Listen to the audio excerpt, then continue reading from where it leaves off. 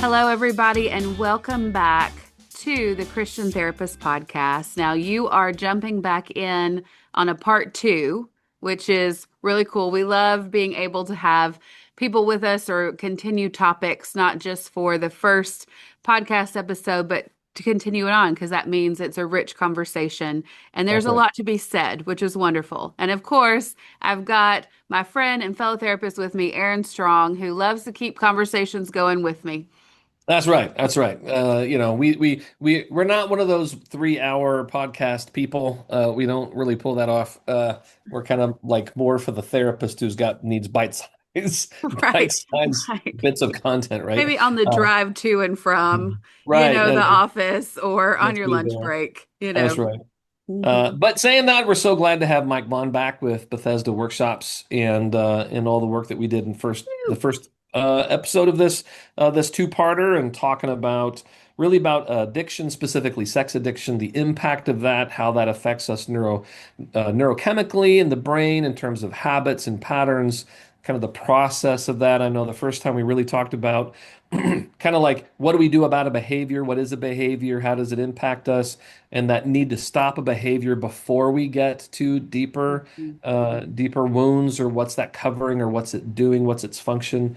And one of the things that we had kind of alluded to, didn't really get into in the first episode, really has to do with kind of that neurobiology, that sense of nervous system regulation. Mhm. Right, our brain sees a cue, and then it runs it through the filters of our felt experience and history. And then even if we're not always very aware of all of the memories that are significant in a moment, our nervous system is connected to that history within us, and then Mhm. it activates something going on in our body that generates this whole place where I may be looking for something. So we're so glad to have you back, Mike, as we talk about this. But tell us a little bit, talk a little bit about just what happens with our nervous system in kind of these, people call them triggers, these triggering moments, these moments of Mhm. activation, kind of what's going on with this cue and what happens in our body. Mhm. Yeah, I think the quick answer to that is just really that the things of life when they dysregulate our nervous system, like when we are out of balance, out of regulation, then we're going to go seeking a way to regulate.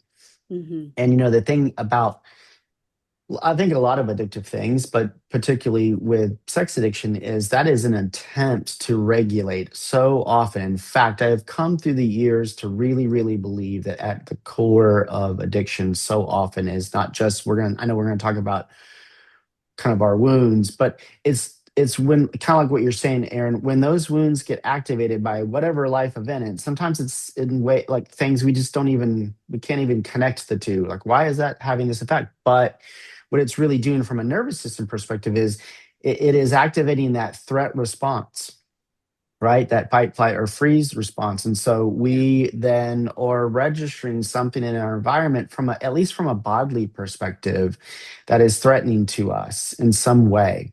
And it can absolutely be historical in nature. That's why sometimes it's hard to put the thing today together. Like, gosh, why am I having such a reaction to this? Usually when that's the case, is because it's historical. Sometimes in the business we'll say, if it's hysterical, it's historical, right? So, like, if it Mhm. causes a certain amount of kind of dysregulation, there's probably a deeper component to it. It's probably a certain woundedness. So, all that is to say, I think kind of in the last part one, we talked about kind of phase one. And if you're a therapist doing addiction work, what do you do with that? Well, we have all the community and support pieces, but part of also what you have to do is you have to go through with your clients how, like, what are the ways to settle and to regulate a nervous system that becomes dysregulated. And Mhm. there are good reasons to detect threat. I mean, we're supposed to detect the threat around us. It's just that we also have to be able to return to our baseline. Yeah. Yeah. And I really believe more and more for those who are in recovery, especially if they don't have not only the tools, but haven't practiced the tools enough to return to their baseline, then so much of the world around them is going to be so threatening. Of course, it's going to be very, very hard not to try to medicate against that. Mhm. It's so tricky too, because I think that in a lot of those places, often what alerts people to a threat response is a feeling of desire for whatever that coping skill is, right? Suddenly I'm wanting this. I'm seeking an experience or this kind of feeling, and not even recognizing that something has dysregulated, something has caused a threat response. The only thing that they're cued to be aware of Yes. is the desire function, Hmm. which is very hard when you're saying, like, well, we've got to stop that so we can actually be aware that the feeling of something wrong is even going on.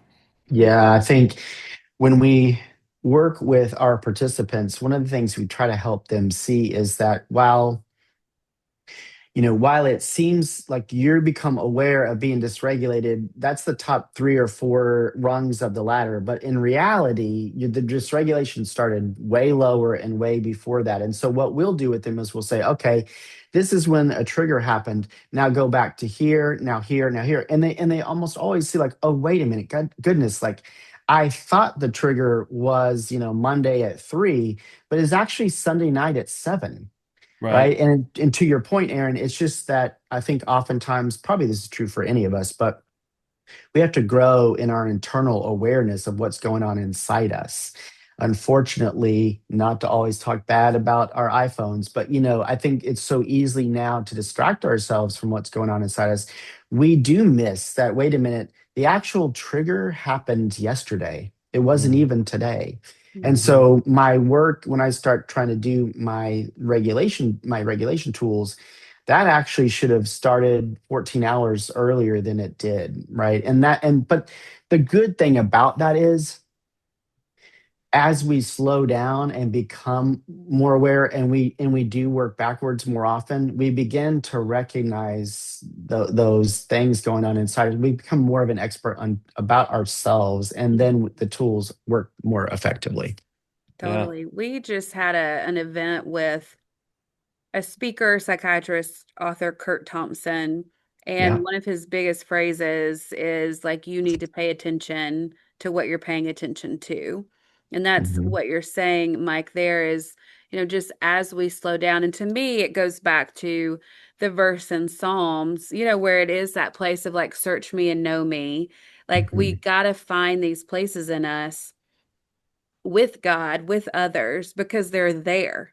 Like there's Yes. so much places of searching and knowing that we need to do within ourselves. And yes, all these distractions keep us from noticing that, but we can get to a place where we really are so disconnected from even knowing not only what we're doing, but then even the next layer to that is like, what's driving what we're doing? Mhm. Like, what's the behind what we're doing?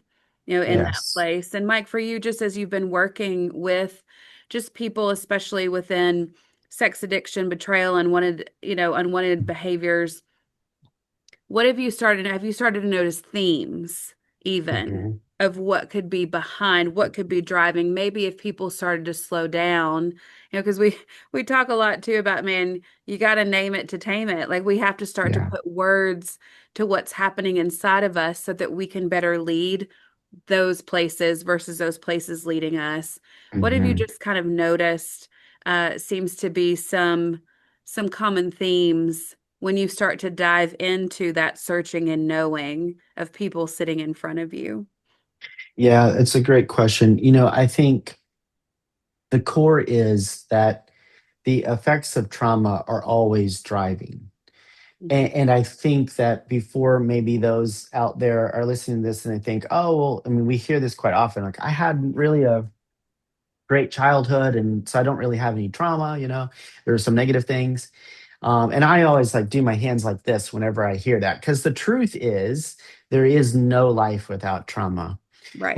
We were created to live in Eden, and now we know, like, we are so far from that. And so as we gonna go about living in a fallen world when that wasn't the way we were created, then Mhm. of course there's going to be trauma. And it doesn't mean anyone intended to do that to us. It just means that we all are going to come up short in the way that we relate to one another. Parents are going to do that with kids, people will do that with each other, spouses will do that. It's just the way it works. So because of that. And I start there because I think sometimes when I start to talk about this next part, people say, oh, well, I don't think I have those core messages. I assure you, I've never worked with a client ever, and including myself, that Mhm. doesn't have the core messages because we all have some type of trauma. And so, to answer your question, the next, what we find in terms of not just trauma, but more the effects of trauma is that the thing that makes something traumatic is the way it changes my understanding of myself, right? Because you can have two people go through an event, and for one, it might be traumatic, and for another, it might not be. Now, there are some things that would universally be,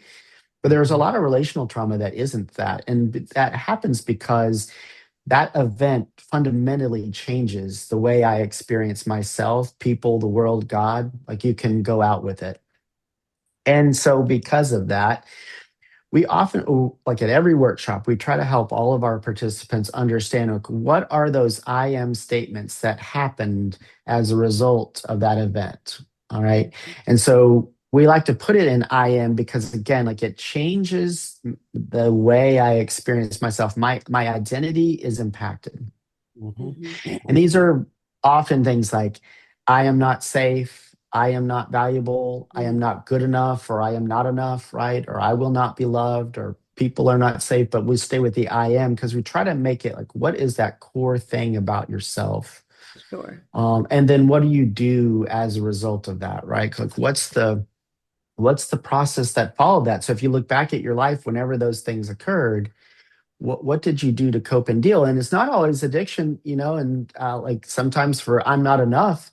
Well, then I began to perform my way to be enough, right? So I became a straight A student, and I went to the best colleges, and I like achieved all these things. But if you look beneath, what's really going on is at some point, for some reason, I didn't think that I measured up, and so because of that, I began to try to measure up through my behaviors. Mhm. Mhm. And addiction is the same way. I think you were kind of alluding to this, Aaron. Like when that I am statement gets activated by for any reason, it causes such a dysregulation to our nervous system. And by the way, emotions have a neurochemical process behind them. So emotions are also a neurochemical experience.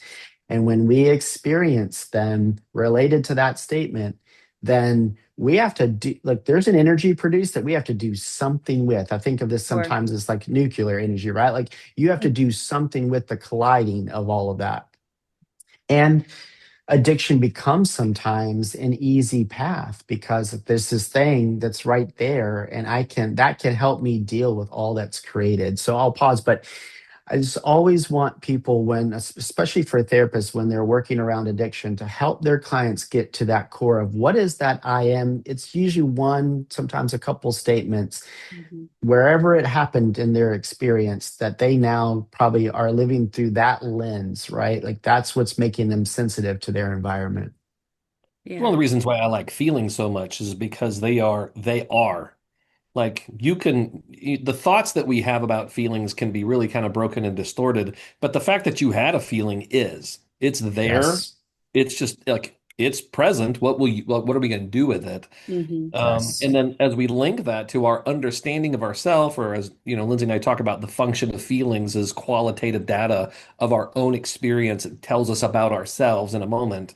So they're undeniable, like I'm scared because I am scared, not because I should be scared or I shouldn't. It doesn't matter. This is Yeah. the experience I'm having because a feeling is telling me this is occurring within our body. And then what does that mean that I'm having that experience? What does it mean about me? What does it mean about them, the world, God? That expansion, I think that people often forget that identity formation is a relational process. Yes. We don't think that we think that, especially in a culture where we like be who you are and be yourself, like there's this foreknowledge of who I am, and there's qualities that are fundamentally who I am, but how I see myself, how I see others in the world, that's a relational process. And the messages Yes. I picked up from significant people in my life and the relational systems we're in, and that process of connecting them to how did all that get formed, what happened. Being raised by humans is a fundamentally flawed system, right? Right. It's just because you raised by flawed people. Like, what are you gonna do, Mhm. right? Nobody Yeah. knows what they're doing. We're all making it up. So that sense of I picked things up along the way that I didn't even know I have, and now it plays out in this implicit process that I may be Mhm. unaware of, but yet is fundamentally organizing how I approach myself in the world. who sits down and asks you those questions? When do we take the time to go exploring those environments and what those messages are? And it's one of the things I love about Bethesda, helping people kind of slow down enough to go look and ask these questions. What are these organizing principles that are guiding your life that you may not even be aware of, but yet play through? Is really Yes. powerful.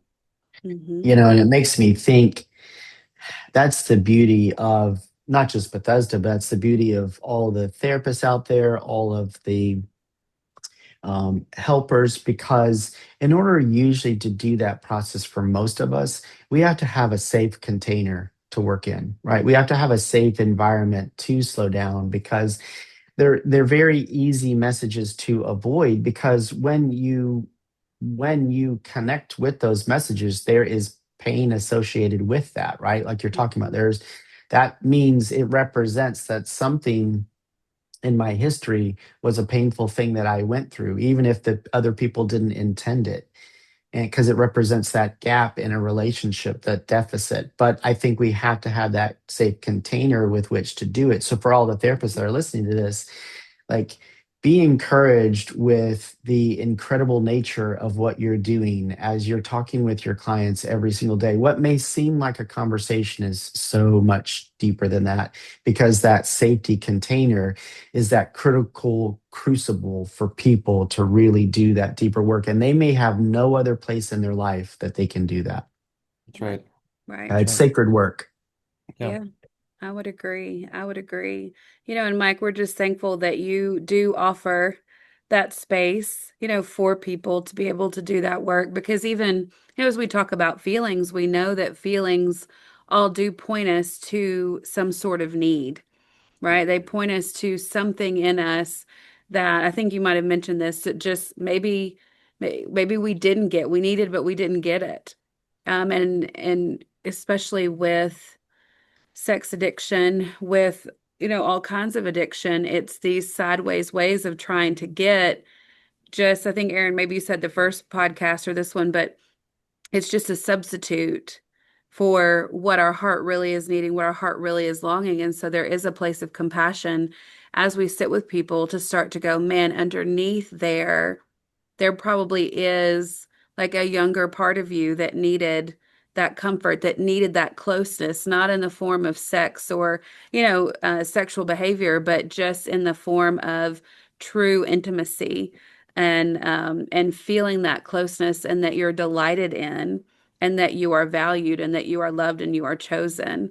And so you get that in the context of being able to, honestly, it's hard for people to get that and really believe that from God until they actually start to feel that and believe that and receive that and start to maybe even trust it from Mhm. a person, from one Mhm. of us. And then you start to open up and go, oh, that can make it possible. Now, I still have had people be able to truly experience that from God without other people, but we do pave the way. We do make Yeah. it seem more trustworthy, Hmm. more likely to be able to take it in and to believe it and to feel it. Because going back to, I think what Aron, sometimes you're like, well, we can't feel intimacy if we can't feel. And so being able to just have that come back online with other relationships with us. And sometimes we are the first one to offer that.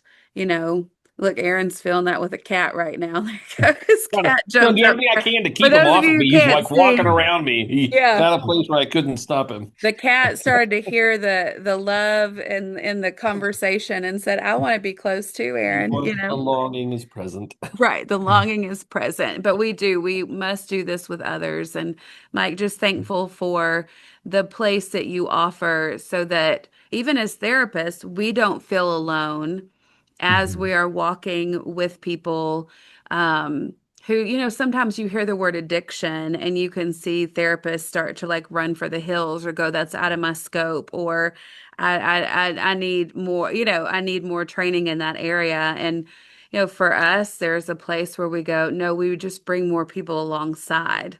We Hmm. don't want to abandon, we don't want to reject, we just want to bring more alongside of us as well. And having that perspective that addiction, look, when you have someone who's struggling with an addiction, it's an inherent isolation, Yes. right? Yeah. They're inherently isolated and alone. And our posture as a therapist, even if you're not going to work with someone with addiction, to ensure that the way you talk to them, the way you're engaging, the way we support and follow through with referrals or whatever that is, that there's a connected capacity, there's a connected feeling that goes with that. So they don't feel like they're just being handed off to someone else, that there's a sense that someone cares and they want to get them, they want to come alongside. And so I just really want to encourage people in that perspective of the way we engage. Even if it's an initial phone call or a request for Mhm. like the way we show up in those moments has profound impact in how people see Mhm. themselves and the world, and it impacts their journey. Right. And to start to believe that preciousness that they do have That's right. inside of them, like we want to treat them Mhm. in that way. And Mike, for you, kind of any parting words you would like to implore with therapists, just kind of after our conversations together, anything that you'd like to leave them with today? Yeah, I think it's the hope, right, about recovery. So any therapist working with any addiction, honestly, like number one is to recognize that it's really, really hard work. And I tend to think that in some ways it's harder than a lot of the other work that we do with other types of clients.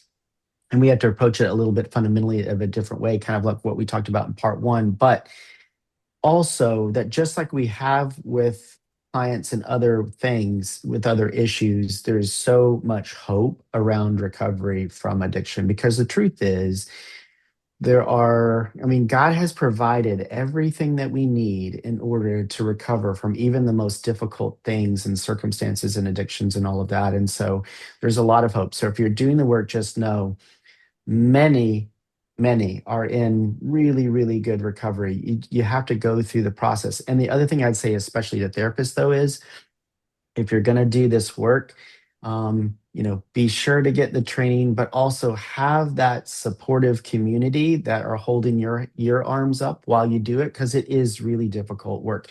We should all be doing that anyway, no matter who we see. Sure. But I think sometimes addiction it really can draw you down. So be in good community, get support for it.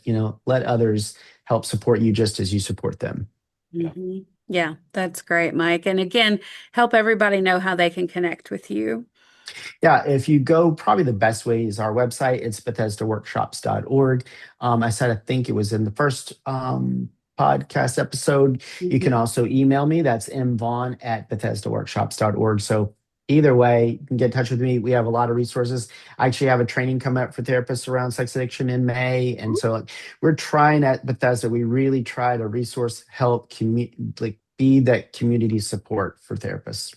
That's awesome, Mike. You'll have to send that out to us. I'll send it out Right. to you. Yeah, yeah, yeah. I love that. I love that. Well, and two, Mike, I have absolutely no doubt that we will have you back. It's funny. I was telling Love to. Aron that as we were email exchanging, you offered these topics. I'm like, these are great, but could you talk about this? And so I know you've got so many more topics just in your toolbox Yeah. ready to share. And so just grateful for your hunger and thirst to want to continue to learn, to want to share, and to just want to really help love on people and be the hands and feet of Jesus.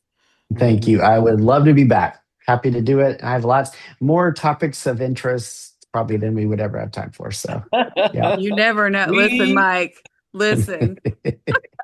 we relate. Right, That's right, how we right. feel all the Yeah. time, right? Yeah, yeah, yeah. We'll love it. It was such a pleasure, such a pleasure. Thank you, And we'll guys. have you Thank you so back. much. Thanks, Mike. You bet.